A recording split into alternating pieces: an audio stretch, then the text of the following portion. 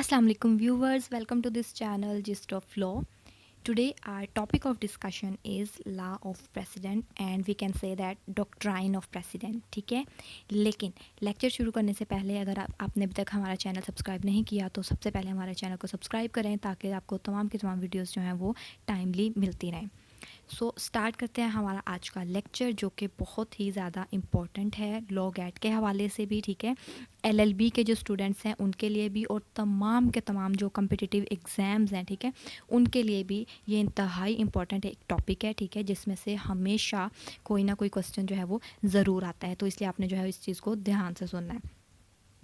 Doctrine of presidents जो है इसमें सबसे पहले तो हम ये देख लेते हैं कि प्रेसिडेंट्स कहते किसको हैं। ठीक है, प्रेसिडेंट्स कहते हैं decisions of the higher courts binding on the lower courts. ठीक है, कि वो तमाम के तमाम डिसीजंस जो कि हाई कोर्ट्स ने दिए हैं, ठीक है, वो बाइंडिंग है लोअर कोर्ट्स के ऊपर।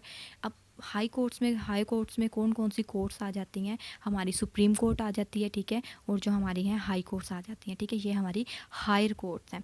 इनके जो भी डिसीजंस होंगे वो बाइंडिंग होंगे जो लोअर कोर्ट्स हैं, ठीक है, जो सिविल कोर्ट्स हैं, क्रिमिनल कोर्ट्स हैं, हमारी सेशन कोर्ट्स हैं, ठीक है, उनके ऊपर। और उनकी जो जजमेंट्स होंगी, उनके जो डिसीजंस होंगे, जो ऑलरेडी डिसाइडेड जो जजमेंट होंगी, ठीक है, उनको एज अ प्रेसिडेंट जो है वो फॉलो किया जाएगा। ठीक है, इस चीज़ को हम कहते हैं लॉ ऑफ प्रेसिडेंट या फिर doctrine of president.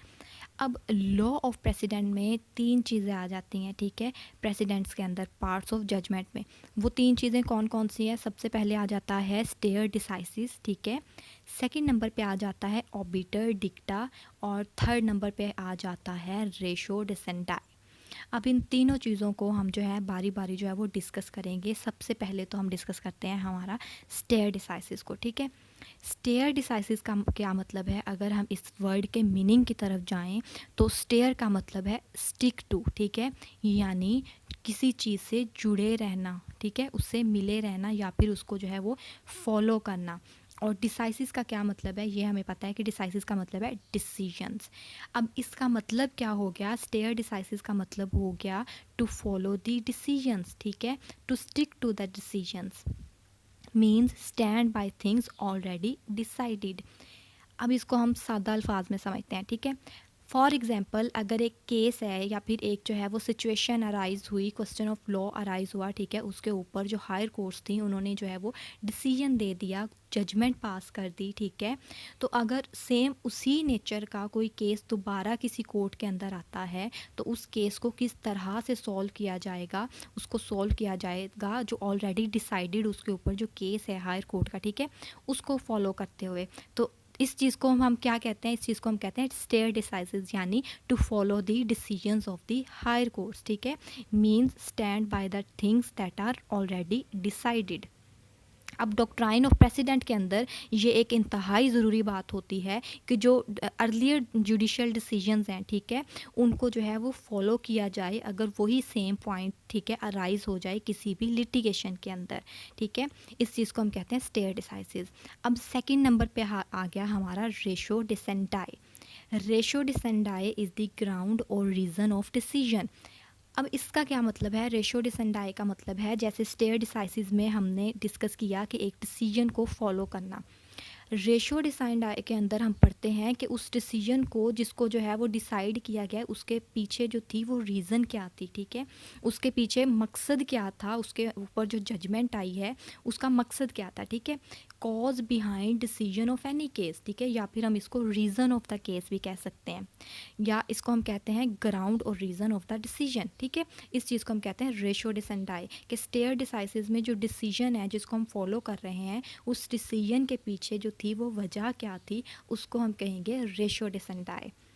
Third number पे जो हमारा पार्ट आ गया, इंपॉर्टेंट पार्ट हमारा जजमेंट का, ठीक है, प्रेसिडेंट्स का, उसको हम कहते हैं ऑबिटर डिक्टा। ऑबिटर डिक्टा का क्या मतलब है?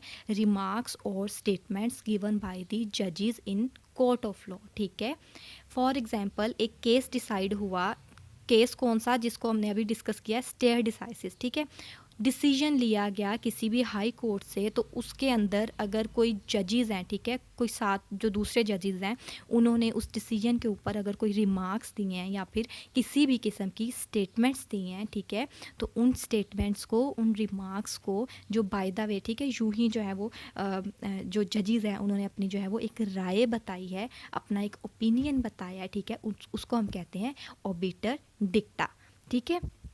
यानी दूसरे जजेस के जो है वो ओपिनियंस होते हैं, लेकिन इन ओपिनियंस का कोई भी जो है वो रिलेशन नहीं होता जो डिसीजन दिया गया है उसके ऊपर, ठीक है।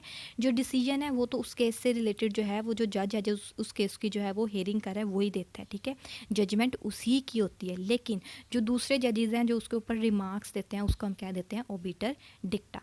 आई होप श्योर कि आपको इन तीनों चीज़ों की जो है वो समझ आ चुकी होगी। अब आर्टिकल 189 जो है हमारे कॉन्स्टिट्यूशन ऑफ पाकिस्तान का, वो डिस्कस करता है डॉक्ट्राइन ऑफ प्रेसिडेंट्स को, ठीक है। किस तरह से बयान करता है आर्टिकल 189? आर्टिकल 189 में बताया गया कि जो सुप्रीम कोर्ट के डिसीजंस जो हैं, ठीक है, वो किस एक्सटेंट तक जो है वो बाइंडिंग है लोअर कोर्ट्स के ऊपर। इसमें बता दिया गया, इसमें वो तमाम के तमाम चीज़ जो थी वो क्लैरिफाई कर दी गई कि जो सुप्रीम कोर्ट के यानी जो हायर कोर्ट है हमारी, उसके डिसीजंस किस एक्सटेंट तक, किस हद तक जो है वो अप्लाई किए जाएंगे, बाइंडिंग है लोअर कोर्ट्स के ऊपर। इसमें बताया गया कि वो तमाम केसेस, वो तमाम डिसीजंस जो कि डिसाइड किए गए हैं क्वेश्चन ऑफ लॉ से रिलेटेड, ठीक है, based upon the principle of law, सिर्फ वो केसेस जो हैं वो बाइंडिंग होंगे on the other courts in Pakistan, ठीक है। फॉर एग्जांपल, अगर एक केस है जिसके अंदर कोई क्वेश्चन ऑफ लॉ अराइज हुआ, ठीक है, तो उसको डिसाइड किया गया किस बुनियाद पर, एक प्रिंसिपल ऑफ लॉ की बुनियाद पर, तो सिर्फ और सिर्फ वो डिसीजंस जो होंगे सुप्रीम कोर्ट के बाइंडिंग होंगे जो लोअर कोर्ट्स हैं उनके ऊपर, ठीक है, अकॉर्डिंग टू दी आर्टिकल 189। लेकिन यहाँ पे बता दिया गया कि हर तरह के जो डिसीजंस हैं वो बाइंडिंग नहीं होते, सिर्फ वो डिसीजन जो कि डिसाइड किए गए हैं क्वेश्चन ऑफ लॉ के ऊपर। अब इसके बाद जो आ गया हमारा आर्टिकल 201 एंड 203 डबल जी। ये दोनों क्या बता रहे हैं? ये दोनों बता रहे हैं कि जैसे कि हमने पढ़ा आर्टिकल 189 के अंदर कि जो हाई कोर्ट के डिसीजंस होंगे वो बाइंडिंग होंगे किस एक्सटेंट तक, जिसमें सिर्फ उस एक्सटेंट तक जिसमें क्वेश्चन ऑफ लॉ डिसाइड किया गया, किस बेस पर, किस बुनियाद पर, प्रिंसिपल ऑफ लॉ की बुनियाद पर, ठीक है। लेकिन उसी तरह जैसे सुप्रीम कोर्ट के डिसीजंस बाइंडिंग हो रहे हैं हमारी लोअर कोर्ट्स के ऊपर, वैसे ही आर्टिकल 203 डबल जी कह रहा है कि जो फेडरल शरीयत कोर्ट है हमारी, सेम उसी तरह उसके भी जो डिसीजंस हैं वो भी बाइंडिंग होंगे हमारी जो सब ऑर्डिनेट कोर्ट्स हैं, ठीक है, उनके ऊपर। वैसे ही जैसे कि सुप्रीम कोर्ट के डिसीजंस बाइंडिंग है दूसरी कोर्ट्स के ऊपर, सेम वैसे फेडरल शरीयत कोर्ट के डिसीजंस भी जो हैं वो बाइंडिंग होंगे दूसरी कोर्ट्स के ऊपर। अब इसके अंदर एक और चीज़ जो थी वो बता दी गई, जो इंतहाई इम्पोर्टेंट चीज़ है जो इसमें डिस्कस की गई, वो ये है हमारे डॉक्ट्राइन ऑफ प्रेसिडेंट्स के अंदर कि ये ज़रूरी नहीं है कि जो डिसीजंस जो हैं वो दिए गए हैं हायर कोर्ट से, उनको जो है किसी भी तरह से जो है वो ओवर रूल नहीं किया जा सकता, ठीक है। ये ज़रूरी नहीं है कि उनको ओवर रूल नहीं किया जा सकता किसी भी सिचुएशन के अंदर। अब इस चीज़ का क्या मतलब है, इसको हम जो है वो एक एग्जाम्पल से समझते हैं। इंतहाई इंपॉर्टेंट केसेस जो हमारे कॉन्स्टिट्यूशन की हिस्ट्री में मतलब जिनको डिस्कस किया जाता है, अस्मा जिलानी केस एंड दोसू केस, ठीक है। उन दोनों में क्या हुआ कि अस्मा जिलानी केस ने ओवर रूल किया दोसू केस को। उसमें रीज़न क्या थी उसको ओवर रूल करने की? रीज़न उसमें ये बताई गई, उसमें पॉइंट ये बताया गया कि ये ज़रूरी नहीं है कि जो ऑलरेडी डिसीजंस दे दिए गए हैं, जजमेंट्स दे दी गई हैं, उन्हीं को जो है वो हमेशा के लिए जो है वो प्रेसिडेंट्स के तौर पे लिया जाएगा। आप उनको मतलब उनके अंदर जो है अगर हमने रेवोल्यूशन करनी है, ठीक है, अपने कॉन्स्टिट्यूशन के अंदर, तो उसके लिए हम जो है क्या करेंगे, इस तरह की जो है वो मेथड्स रिकॉग्नाइज करवाएंगे, ठीक है, जिसमें जो है वो ओवर रूल भी किया जा सकता है। इसके बाद हमारा आ गया लॉ रिपोर्ट्स एक्ट 1875, ठीक है, जिसको अमेंड किया गया 1989 के अंदर। इसमें क्या बताया गया है डॉक्ट्राइन ऑफ प्रेसिडेंट्स के रिलेटेड? इसमें बताया गया कि ज़रूरी नहीं है कि हर डिसीजन को जो है आप एज अ प्रेसिडेंट जो है वो सेट कर दें, ठीक है, और उसको बाइंडिंग कर दें लोअर कोर्ट्स के ऊपर। सिर्फ और सिर्फ वो डिसीजंस जो हैं वो बाइंडिंग हो गए, उनको एज अ अथॉरिटी जो है वो लिया जाएगा। कौन से डिसीजंस, कौन सी जजमेंट्स जो कि रिपोर्ट करवाई जाएंगी प्रोविंशियल गवर्नमेंट के अंदर, ठीक है, पब्लिश करवाई जाएंगी, सिर्फ उन केसेस को, उन डिसीजंस को जो है वो एज अ प्रेसिडेंट जो है वो लिया जाएगा।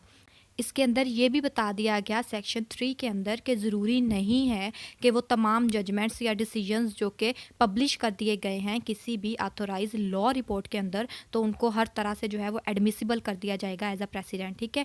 उनको भी जो है अगर ज़रूरत पड़े, अगर नेसेसिटी आ जाए, ठीक है, तो उसके अंदर उनको भी जो है वो ओवर रूल किया जा सकता है, किस सूरत पे, अगर उसमें जो है वो किसी भी तरह की इग्नोरेंस ऑफ लॉ की गई हो, ठीक है।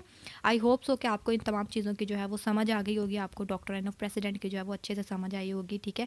Thank you so much for watching, thank you so much, अल्लाह हाफिज़।